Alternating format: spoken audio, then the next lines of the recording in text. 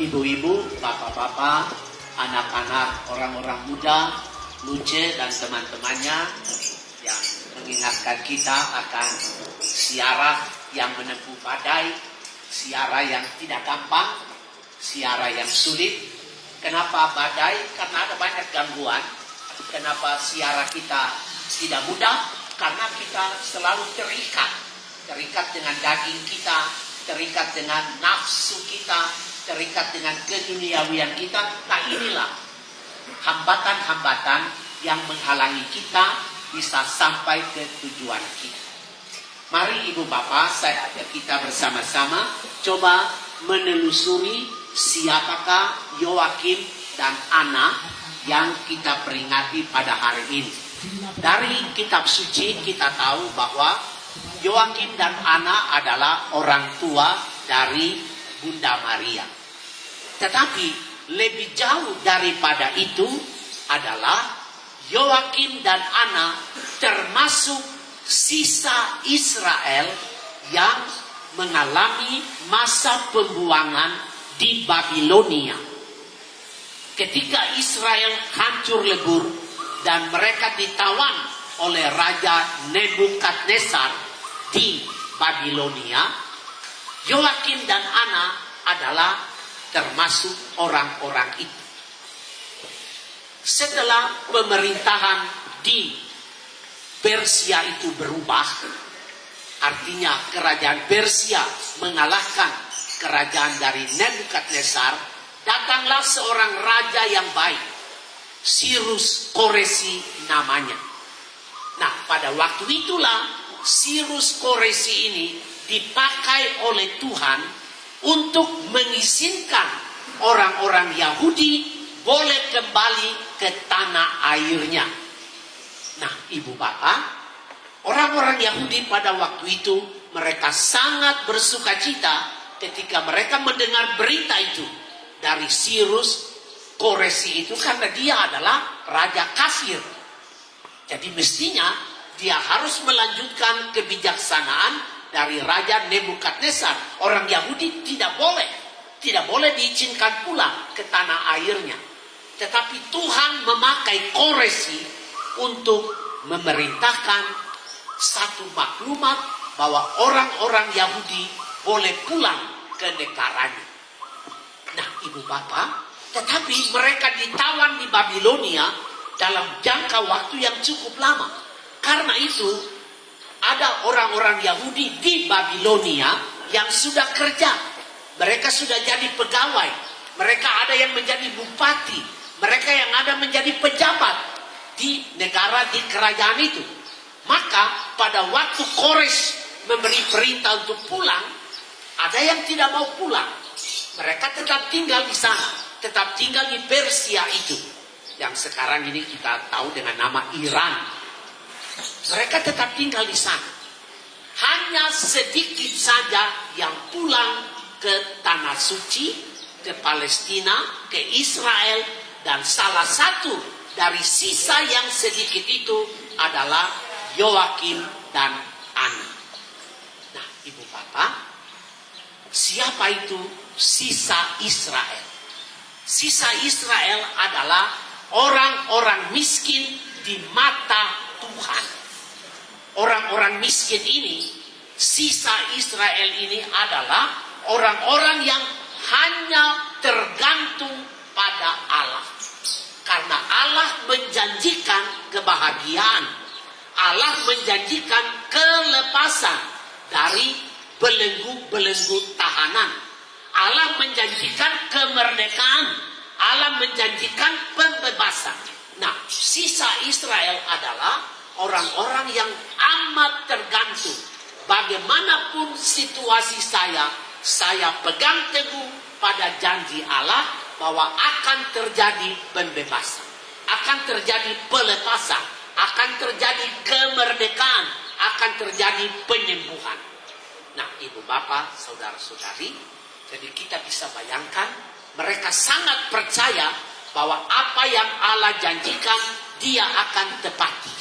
Nah, salah satu janji Allah yang ditepati adalah mereka diizinkan pulang ke tanah terjanji, ke Israel, ke Palestina. Nah, ibu bapak, saudara-saudari, cerita ini menggambarkan kepada kita masing-masing akan janji Tuhan. Janji Tuhan ditulis di dalam sabda kebahagiaan. Salah satu sabda kebahagiaan yang ada di dalam Injil Santo Matius bab 5 adalah berbahagialah orang yang suci hatinya, karena mereka akan memandang Allah. Ini janji dari Allah. Dan janji dari Allah itu diucapkan oleh Tuhan Yesus di dalam khotbah di bukit, di dalam sabda bahagia. Injil Matius bab 5 ayat 12. Berbahagialah orang yang suci hatinya, karena mereka akan memandang Allah. Ibu bapak, apakah memandang Allah itu penting? Apakah memandang wajah Allah itu berguna, bermanfaat? Ibu bapak, bukan lagi bermanfaat, tetapi itulah segala-galanya. Memandang Allah itu artinya memandang surga, memandang segala-gala yang tidak ada di bumi ini. Maka kerinduan untuk memandang wajah Allah itu adalah kerinduan ibu bapak dan saya. Mungkin ada di antara kita yang ingin sekali, mungkin ada keinginan kita yang luntur, pudar oleh karena pengaruh dunia. Tetapi saya harap pengaruh dunia bagaimanapun juga, kerinduan untuk memandang wajah Allah harus meluap di dalam hati kita masing-masing. Sebab memandang wajah Allah itu lebih daripada makan nasi. Memandang wajah Allah itu lebih daripada makan babi. Memandang wajah Allah itu lebih daripada makan sosis. Memandang wajah Allah itu lebih daripada makan mie Gajah Mada. Lebih dari segala-galanya. Tidak ada di dunia ini. Maka itu mesti menjadi kerinduan kita, ibu bapak. Salah satu sarana yang menolong kita untuk dapat memandang wajah Allah adalah Ekaristi Kudus. Ekaristi Kudus adalah sarana yang luar biasa yang disediakan gereja agar di sana kita memandang wajah Allah. Kapan kita memandang wajah Allah? Pada waktu konsekrasi itu.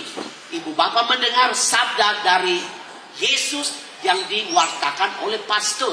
Ambil dan makan, inilah tubuhku. Ini di depan mata. Di depan mata Allah itu ada di tengah kita. Ambil dan minumlah, inilah darahku. Itulah Allah di depan kita. Dan pada waktu kita maju untuk komuni kudus, kita buka tangan lebar-lebar. Kita buka hati kita, kita buka batin kita, kita buka telinga kita, kita buka pikiran kita. Kita jawab tubuh Kristus dan kita jawab amin. Artinya saya setuju memandang wajah Allah. Ibu bapak, ini kerinduan kita semua. Sekarang ini kita mengalaminya secara simbolik saja, tetapi iman kita berbicara bahwa yang kita lihat itu lebih daripada roti. Yang kita lihat itu lebih daripada anggur. Itu adalah Allah sendiri. Semoga iman kita itulah yang menolong kita pada waktu kita berada di saat suci konsekrasi.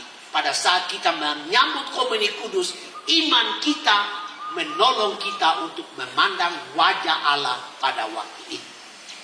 Karena Santo Paulus mengingatkan kita semua, tidak ada satu dari antara kita yang memandang Yesus. Tidak ada. Tidak ada. Tidak ada dari antara kita. Saya pun tidak. Tidak memandang wajah Allah itu. Tetapi Santo Paulus mengingatkan kepada kita bahwa hidup kami bukan dari melihat. Tetapi hidup kami dari percaya.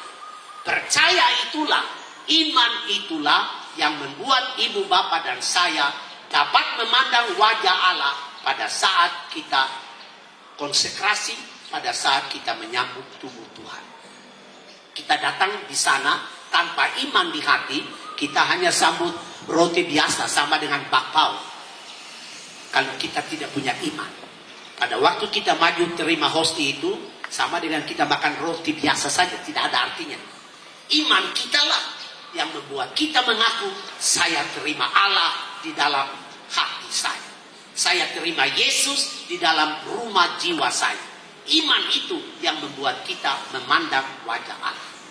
Ibu bapak, saudara-saudari, saya tutup permenungan ini. Pengaruh dari Santo Yoakim dan Ana yang percaya kepada janji Allah akan pembebasan mempengaruhi Bunda Maria. Sehingga Bunda Maria lahir dari satu keluarga yang dianugerahi nama Yoakim dan satu keluarga yang dirahmati nama Ana. Dan karena itu dari kitab suci kita tahu bahwa Bunda Maria adalah perempuan yang terkudus dari semua perempuan-perempuan lain. Dan karena itu dia dipandang layak oleh Allah untuk mengandung putra tunggal Allah, yaitu Yesus Kristus. Maria dipilih Tuhan untuk masuk mengambil bagian dalam karya inkarnasi Allah menjadi manusia melalui rahim Bunda Maria.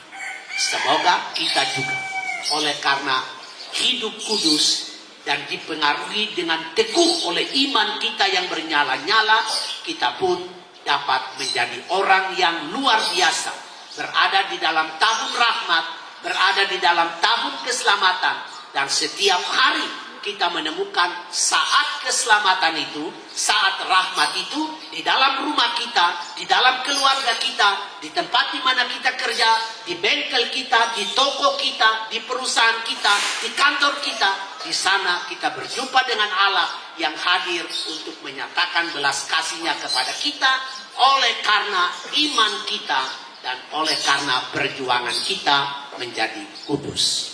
Amin.